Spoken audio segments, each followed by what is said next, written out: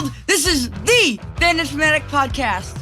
I'm Parker Gerlecki, aka the Fan and Fanatic, and with me as always is my broadcast partner, Dad, aka Ryan Gerlecki. I've got a passion for all things sports. So, on the Fan and Fanatic Podcast, we'll talk to anyone and everyone from all over the world of sports who will sit still long enough to answer my questions. that's right. Now, as a result of complications from severe brain damage at birth, unfortunately, Parker will never be able to physically play sports. But that cannot and has never stopped him from loving everything about sports and dreaming of a career in broadcasting. So each of our guests graciously gives of their time on this podcast to invest in Parker's dream and to help him be part of the sports world he loves so dearly. Now, let's play ball!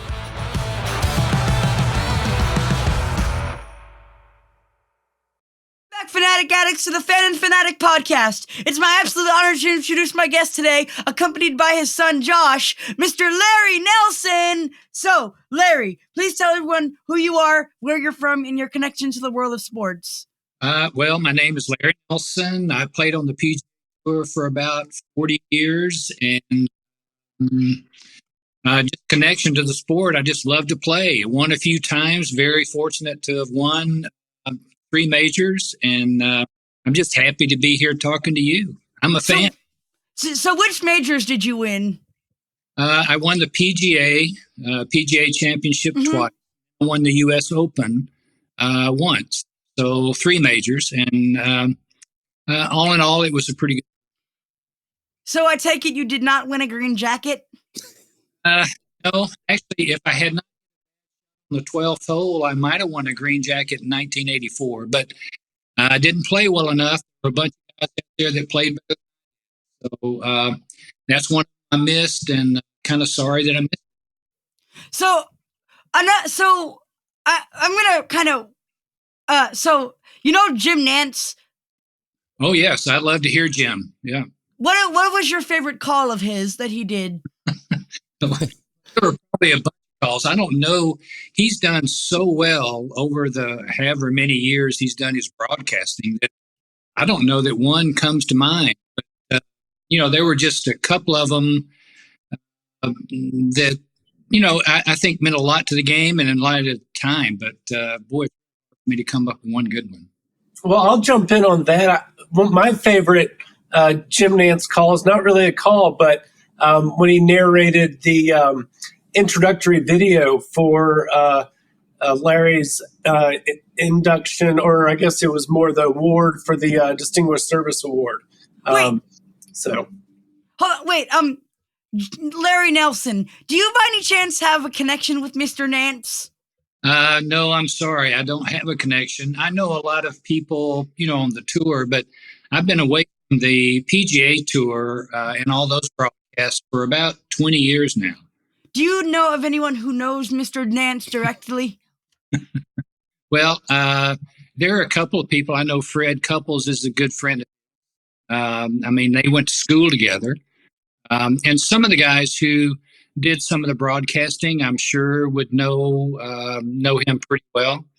I would love to have him on the show. But anyways, enough about him. We're here to talk about you. So how did you get into golf? Relatively late. Most of the people that play on the PGA Tour probably started single digits, 6, 7, 8. I didn't start playing golf until I got back from Vietnam. I was 22 years old when I first started playing golf and qualified for the tour 3.5 years later. So it's very unusual the way I got into it. I did it in the beginning, but I fell in love with the game. I love the fact that you get better at it. You could see how you got better at it every day. So it just really appealed to me, and I got better pretty quick. Did you ever Parker, get to... Here's an interesting fact. He played 2 sports in college, and neither were golf. Which sports? And so, first off, at what college was this? And second of all, what 2 sports were those, Mr. Larry Nelson? Yes, it was Southern Institute of Technology, which is no longer in existence. Now it's part of Kennesaw State. but I actually ended up graduating from KSU, Kennesaw State, not the university, the junior college back in 1970. So, Mr. Nelson, did you ever get to participate in the Pebble Beach Pro-Am? Oh, I did. It was my favorite. I enjoyed playing there. Who was your? Then who it was was your? Crosby. Wait, Sidney Crosby? You mean the You mean you mean the? You No, mean not the? Sidney Crosby. You mean Parker. the Canadian Muhammad Ali? No, Oh, no, it was Bing Crosby. He was a singer. No, seriously. Yeah, Bing Crosby. Wait, Yeah. wait. You played Christmas along. time, baby. Wait a minute. Wait, I thought the Pebble Beach Pro-Am was only for like athletes and stuff. Well, it is, but he hosted the tournament. Back then, there were a lot of people that hosted tournaments. Glenn Campbell, Andy Williams. I mean, there were a lot of people that just hosted PGA Tour events. Sammy Davis Jr. Yeah. So back in the day that you just played with whoever the host was. They didn't have celebrity athlete teammates like they do nowadays. Well, in the Pro-Am they did, but no, they just hosted the tournament. It was a regular PGA Tour tournament, just like you see now. At their name, instead of AT&T Pebble Beach, it was the Bing Crosby Pebble Beach. So it's just the names changed. So remind me again who your celebrity partner was for said Pebble Beach Pro-Am.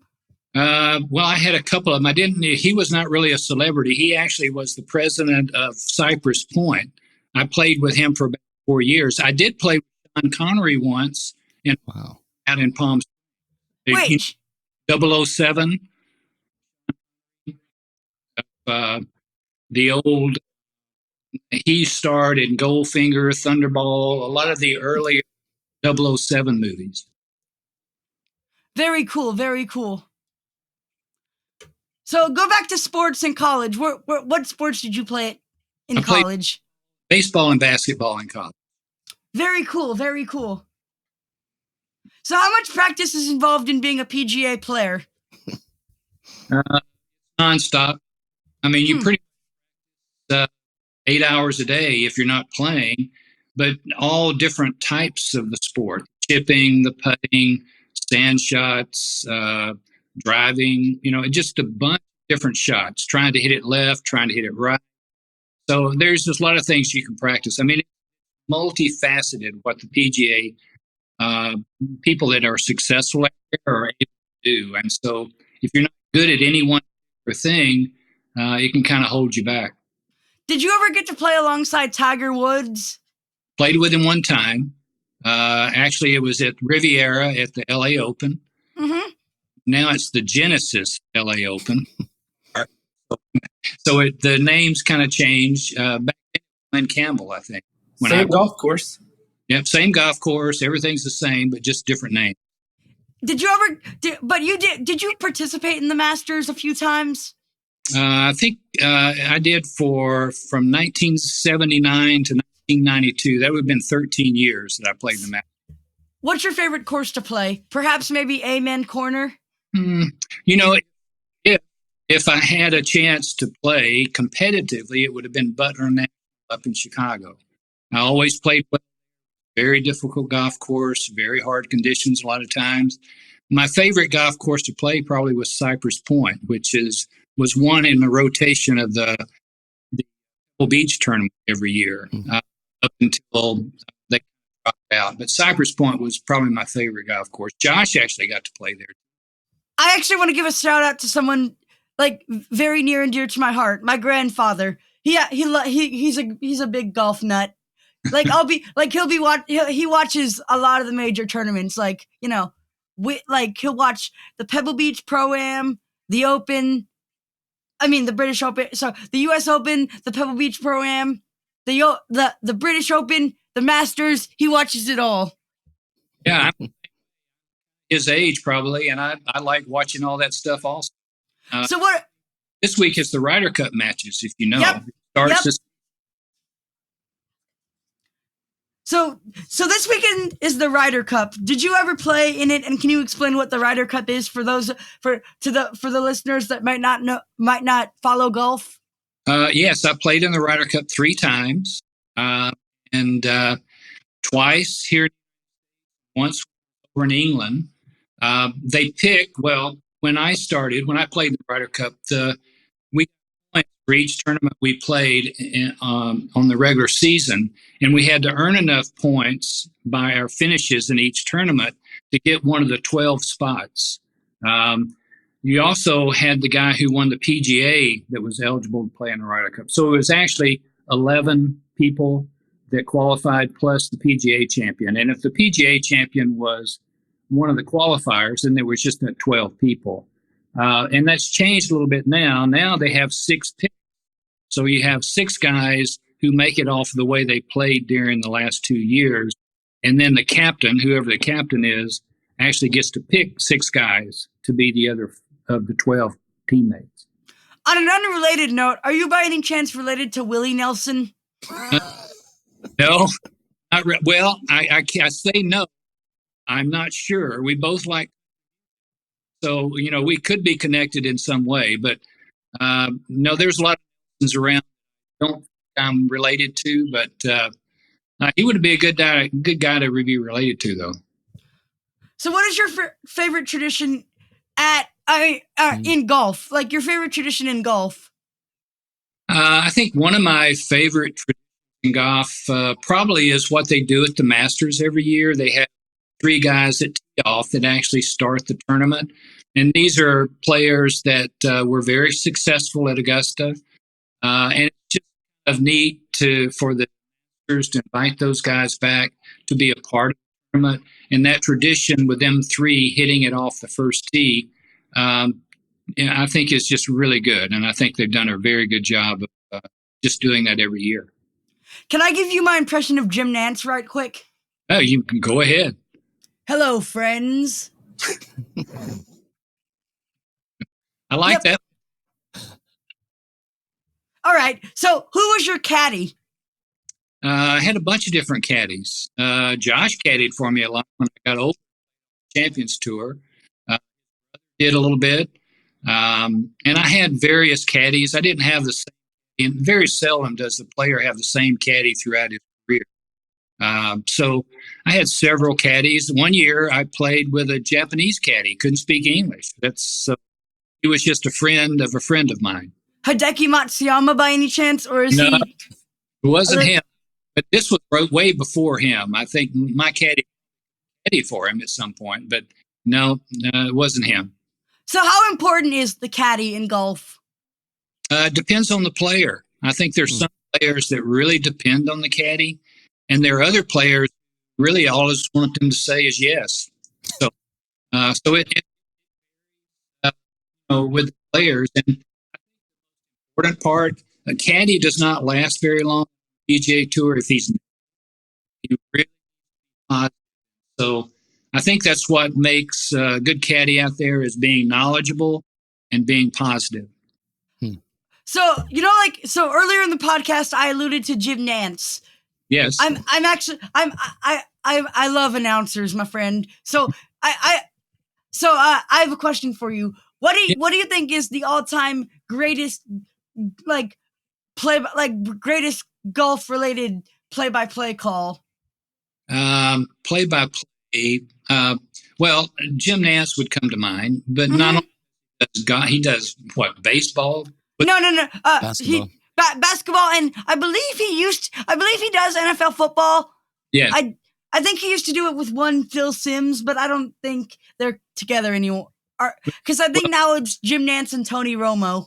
Yeah, what's me is what he knows about all the sports. I mean, that is remarkable.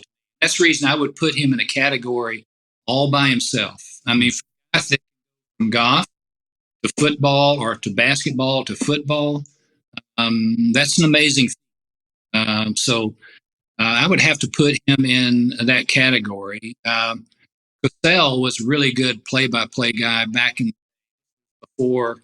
He did football and basketball. So there were some that done that, but not many of them transcend sports. What about the great Vern Lundquist? I believe he called golf.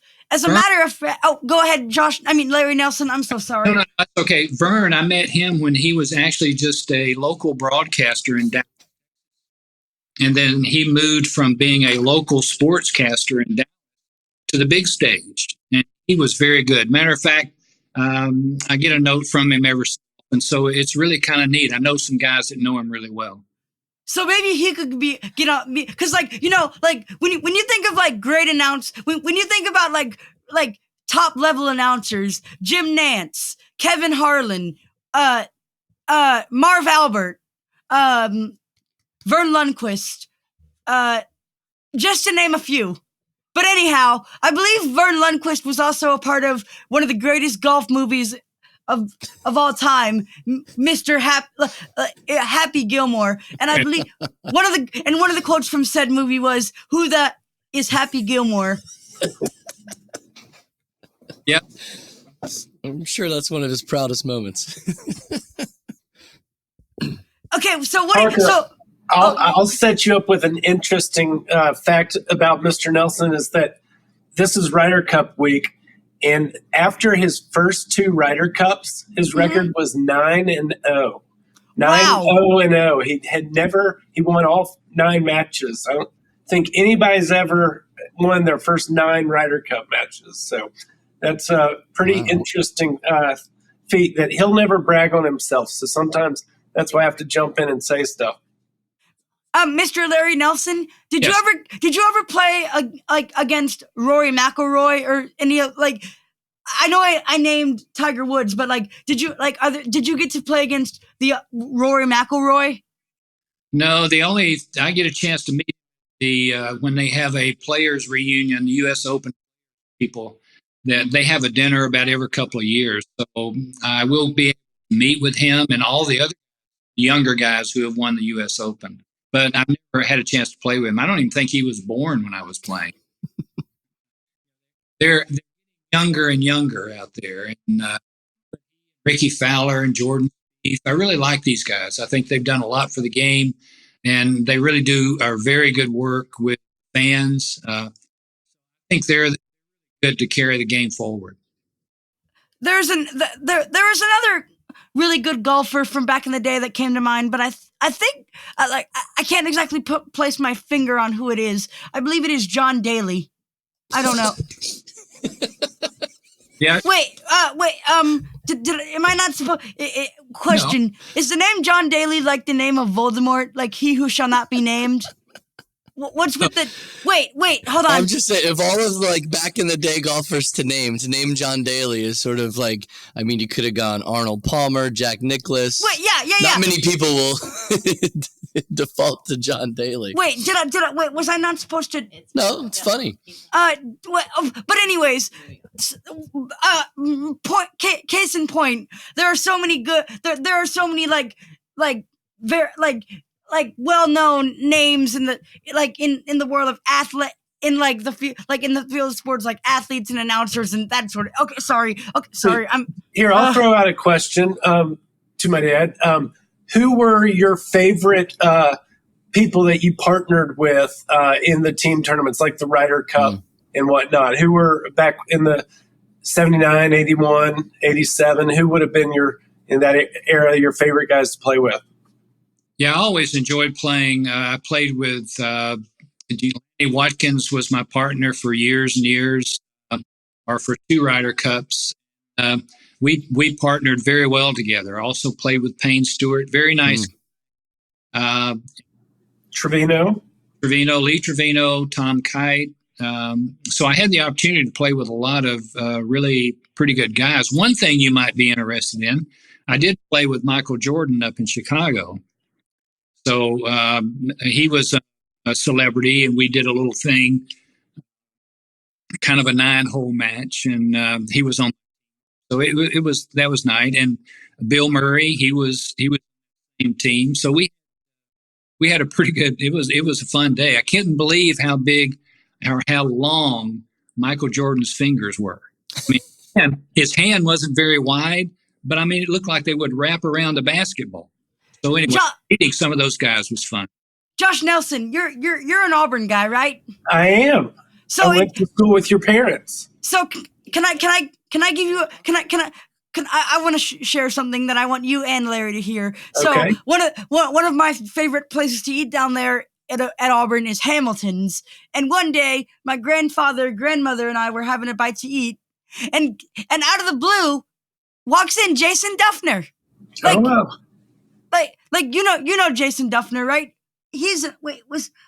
Oh man, I could be getting like. I think he went to Auburn, if I'm not mistaken. He did, He yep. did. And he won the PGA championship probably about 12 years ago. So I'm going to give a shout out to Mr. Duffner. There you War Eagle.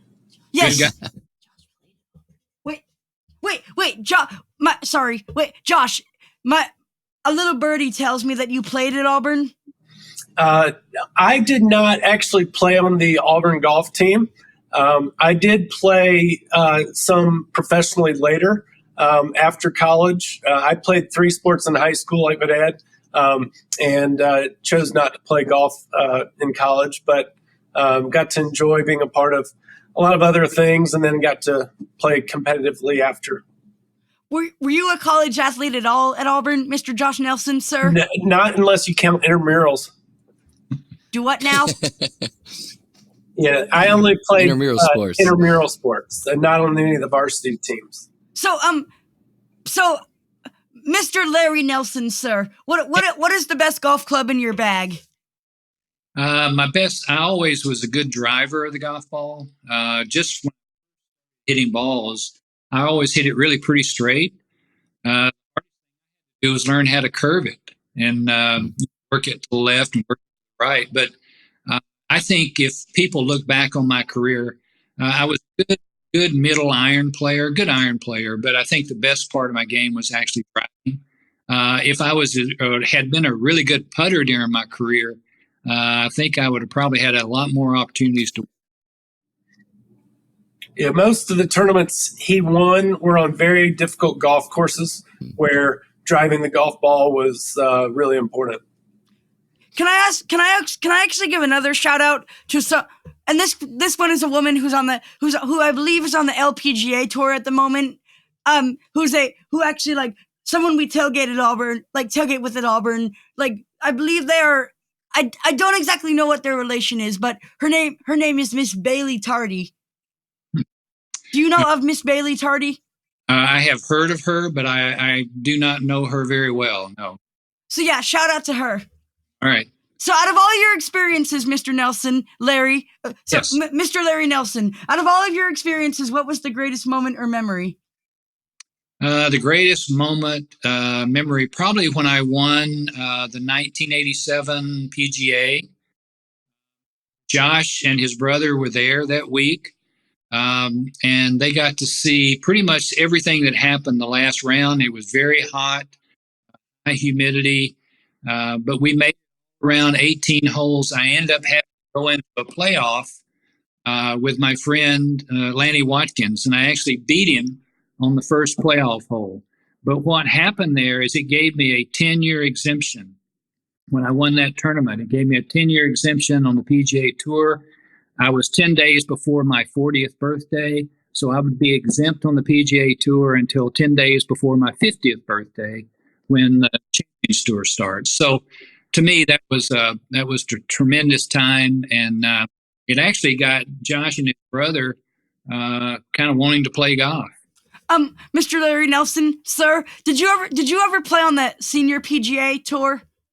I did play a little while on the PGA Tour. Yes, the senior PGA Tour. It's now the Champions Tour, but I played out there played a bunch of tournaments out there. Parker, ask him how many times he won out there. How many times did you win out there? Wait, Josh Nelson, do you mean on the senior PGA? Champions, yeah, the senior Champions Tour. Mr. Larry Nelson, how many times did you win on the senior PGA Tour? All total was 20 times. Wow. 19 of them was official, and then I won the match play championship, which wasn't official, but I considered it a win, so it was 20. Can I ask a stupid question? Are No. all the events, I'm gonna say, on the senior PGA Tour just like the same like as the actual like as the as the regular PGA Tour, but just with the word senior in front, like the senior Masters, the senior US Open, the senior British Open, etc. Or they're different competitions. No, it's the same. The only difference is instead 4 rounds with a cut. We play cut, meaning take half the people away because of the scores. We played 3 rounds, and there was no cut.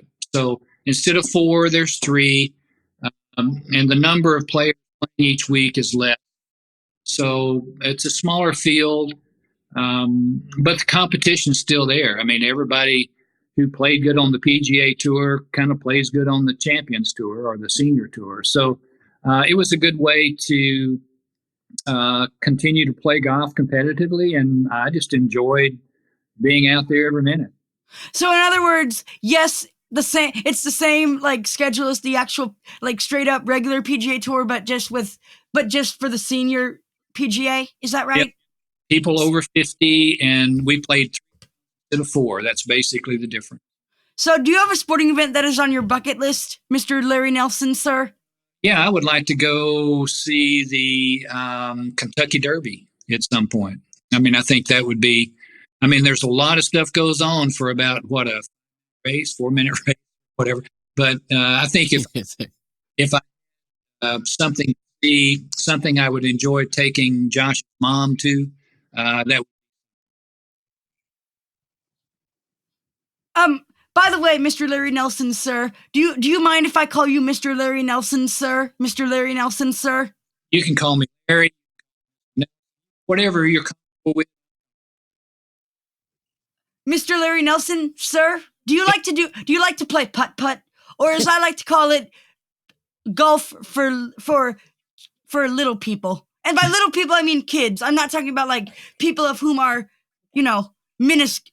Like I'm sorry. Or as I like to call it, sorry. What I'm okay. Can I ask the question again? Yes. Do you enjoy playing a good game of putt-putt? Not particularly. No. Wait. He just said, Parker, that if his putting had been better, he would have won more championships. Question: putt-putt and mini golf are the same thing, right? Yes.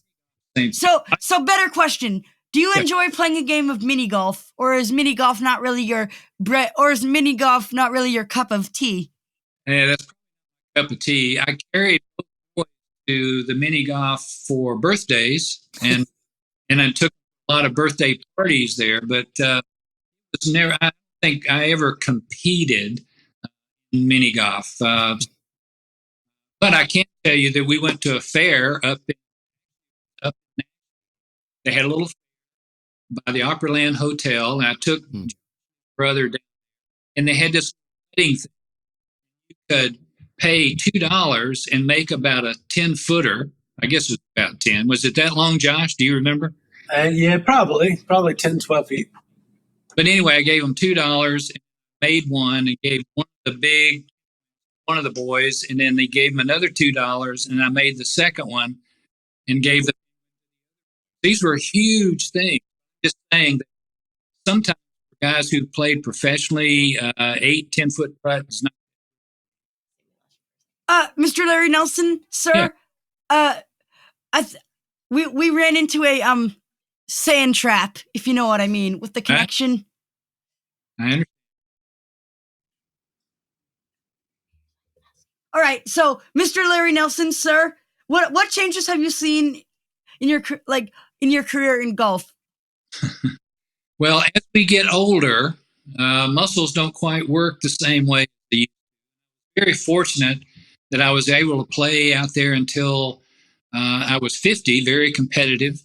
Then I was able to play years until I turned 70, and was really competitive. So I think for most of us, if we can stay healthy, eating in golf, and so now I kind of enjoy competing on Fridays or whatever, whenever I'm healthy play. But golf is a great sport that you can play it until your older age, still competing with the golf handicap system, which is the best sports. Pretty much play anybody. A scratch golfer can play an 18 handicapper. So it's a great sport to do until you're too old to. So, Mr. Larry Nelson, sir, well, what are your thoughts on the LIV If I remember, is that right? Is that the thing? Like where all the You got it. You're right. Is that the new name, or is that one of the associations that merged? That's what it's called. What are your thoughts on the live, Mr. Larry Nelson, sir? Well, I think it's it's kind of going to destroy the tour as we know it, as the played, for years and years and years, and I was really sorry to see that, to see it happen. We don't know what the future is going to be. I have some good people that are involved in that. The commissioner of the PGA Tour. I think they're trying to do the best they can with what they've got to work with.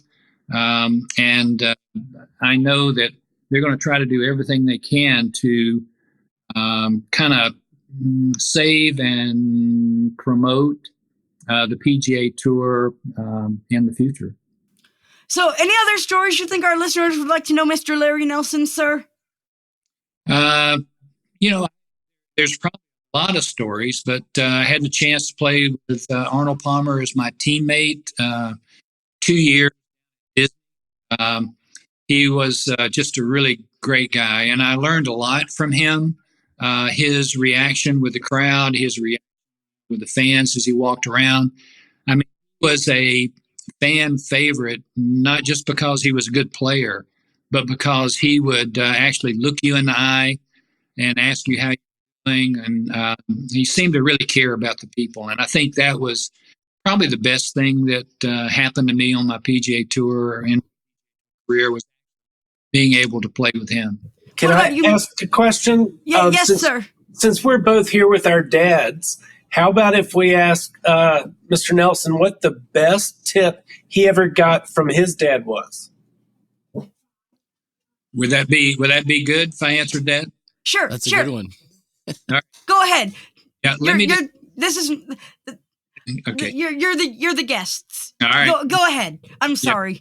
When I started on the PGA Tour, my father, I was the only one in both sides of the family, wife's family, my family, that ever played golf. So nobody really knew anything about it. So my father and mother, I asked them, we lived in Ackworth, Georgia at the time, and they asked them to go with me to this tournament that actually was the Tournament Players Championship, first one ever held at Atlanta Country Club. And so they followed me around, and I played terrible. I hit it everywhere and never missed. I didn't hit too many greens. Anyway, I missed the cut. And so my mom and dad are in the back seat, and we're leaving Atlanta Country Club to go back to Ackworth. And my father reached over and tapped me on the shoulder. And he says, "Son, I don't know much about golf, but if I were you, I'd try to hit it a little closer to where those on the green." Mm-hmm. Spent the rest of my career trying to hit it closer to where those pins were on the green. Another question for you, Mr. Larry Nelson, sir. Who do you think is the greatest of all time in your sport? The GOAT, the creme de la creme, the best of the best? Jack Nicklaus. I'm saying that Tiger would not have been had he not got injured and had he not had so many physical issues. But I do think that Tiger was a great ball striker and a great thinker. And his career was kind of cut short. Nicklaus, I think, probably, he would argue with this, may not have been the better of the two ball strikers, but he was definitely the best thinker. And I think it combines both the physical and the mental. And I think if you had to do both of those together, I think Nicklaus would have been the best. Here's a bit of trivia question for y'all. So we know that Tiger Woods we know that Tiger is Tiger Woods' nickname, but do you know what? But the question is, what was his birth name? Was it Eldon? Eldridge. Eldridge, yeah. Eldrick, but yes. Eldrick. Good job. Good job, Josh Nelson. They know their sport. Yep. Yep. All right. So on this podcast, we are all sports fanatics. So the last question we ask, as a fan, what do you think is the all-time greatest moment in sports? Mine, actually when Secretariat won the Triple Crown. I love that movie, and I tell you what, when the horse rounds that corner in the last race, I get chill bumps every time. I mean, but be my if I had to go to and watch a sports moment, that would be the one I would go to. Wow. So as a matter of fact, I don't really do betting and whatnot. Like I don't pick favorites and whatnot. There's a convoluted story. There's a complicated story behind that, if y'all don't mind. So a few years. So Josh, I told you the story about why did I tell you that I'm a neutral fan, Josh Nelson, sir? You're neutral? Yes, but Well, that's a good thing to be. So here's the story behind that, if you don't mind, and then I'll so as you know, I'm from Atlanta, and and as Josh Nelson probably knows this, but Josh, did my mother tell you that I'm a miracle child for Children's Miracle Network hospitals? I did not know that, but I think that's wonderful. So anywho, because of this, I was gifted many great opportunities. Like I was given the ability to do many things, and one of those things happened. So this is not related to the actual story, but anyways, one of the it is in relation to golf. But one of those stories is like, so one of those opportunities was like the Ace Hardware. Like they have every year in Hawaii, they have their Ace Shootout. So in 2018, I was fortunate enough to go down there and interview some of the players. Yeah. And so that's not, but anyways, why I'm a neutral fan. A few months after that, I was invited to State Farm Arena. Well, it was Phillips Arena at the time, but anywho, I was invited to Phillips Arena and it was the Hawks' final home game before the big transformation. And I was given the opportunity to interview some of the players. And so, during one of the interviews, I looked into the camera and I said, "Shout out to every NBA player, even you, LeBron, even though I've hated you my whole life." So then the Hawks grabbed that clip, tweeted it to LeBron James, and when my dad told me that this had happened, I was demoralized. So my dad, being the loving father he is, tweeted LeBron and made sure, like, if he had seen the video, like, if he wasn't offended, and if he hadn't, then that's okay. So, and ever since then, I've been neutral. So I have a Kentucky Derby related story. So, as you know, a few years ago, one of the horses was Justify. Mm-hmm. And he won the triple, and I picked him, and he won the Triple Crown, and I made some money off of it. Well, that's a good thing. Yeah, stop gambling now. My folks Mm-hmm. wanted me to pick a horse last Kentucky Derby, but as you know, but like I said, I'm a neutral fan, so no. Neutral fan, but not neutral to making money. Right. Exactly. No, which means I don't pick favorites. Okay, but anyways, Josh, what about? So we already heard Larry's answer to the greatest moment in sports. What say you? What do you think is the greatest moment in sports? Gosh, how about I just say for me, my most memorable, Yes, sir. and that would be when the Braves beat the Pirates in Game 7, and Sid Bream came across home plate, the slowest guy on probably Major League Baseball. It seemed like it took forever for him to get there, but he slid across, beat the throw, and we went to the World Series. When Francisco Cabrera he wasn't even like one of our better players. So that was just one of those moments that every Atlanta person my age and older that probably remembers. So that was probably my favorite, either that one or the Auburn kick six when the Auburn return against Alabama. Maybe even if you weren't an Auburn or Alabama fan, could possibly be one of the most memorable just sporting moments. But I'm a little biased to that one. So those are my two. So I have another real quick story, and then it just so happens after that Iron Bowl, the kick six, all the Auburn fans rushed the field, and my father and I happen to be two of those Auburn fans, and it just so happens that ESPN was broadcasting from from the field, and you could see like a tiny sliver of my face on ESPN that night. We do have to be honest, though, that 2 games later, I wasn't an Auburn fan, so let's be clear. So my dad's not my dad wasn't born into the my dad technically he wasn't born an Auburn fan. He married into the Auburn fandom. He was actually an FSU fan. So still Brooks, is. So Brooks Koepka, you know. Yeah, there you go. He's my favorite, Brooks Koepka. All right. Thank you, Josh and Larry. All right, Fanatics, I hope you enjoyed this week's episode of The Fan and Fanatic. Thank you for joining us, and thank you for all of your support. Don't forget to follow or subscribe, or whatever your podcast app says to do, and you can follow us on Facebook, Instagram, and YouTube. For my broadcast partner, Ryan Grelecki, this is Parker Grelecki saying, Game, Set, Match!